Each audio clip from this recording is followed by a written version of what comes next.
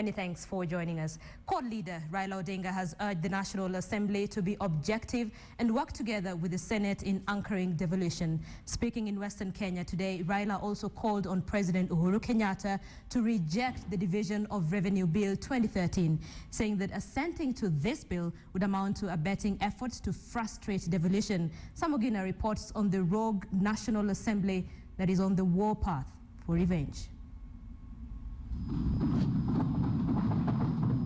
The moral legitimacy of the 11th Parliament is highly at stake.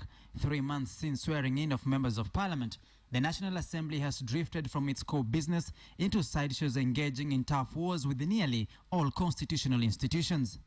If there are thieves, it is the Kenyan people who are thieves. If they are greedy, it is the Kenyan voters who are greedy. Substantially, the 11th Parliament has only approved the Cabinet Secretary's list, marking the lowest performing legislative institution. The lawmaking organ reduced into picking fights instead of making laws. The Assembly's attack on independent institutions, led by House Majority Leader Adan Duale, Suba Member of Parliament John Mbadi, Kitutu Chache North Parliamentarian Jimmy Angwenyi, Igembe South Legislature Mithika Linturi, and Homa Bay Women Representative Gladys Wanga. The commissions, which think they are too independent, will know that the way they have reduced salaries of MPs, we will also reduce their budget by 57%. In the 3 months, the National Assembly has gone rogue.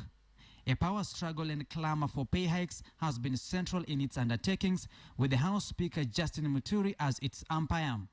The venomous parliamentarians spitting fire at anyone opposed to their salary hike offensive. Taking refuge as lawmakers, MPs have resolved to threats to twist independent commissions and the president, claiming they would frustrate the budgetary making process. It is a house that has shelved the national good for its self-preservation. A few officers have gotten drunk by power, probably, and are now intoxicated because of their misinterpretation, probably, of the law and the constitution. Equally, parliamentarians have antagonized the Senate in unending tough wars over superiority. The recent flashpoint being the Division of Revenue Bill, which the National Assembly torpedoed all amendments by the Senate on grounds the National Assembly is superior to the Senate. This despite a procedure in place that in case of a standoff on legislation, the speakers of both houses should invoke a mediation committee to harmonize a bill agreeable to both houses.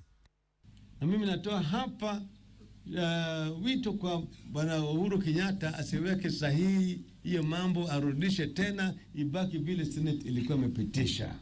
And if the National Assembly thinks that the defenders of the interests of the national government, then they are grossly mistaken. Then they are representing the wrong interests in this country.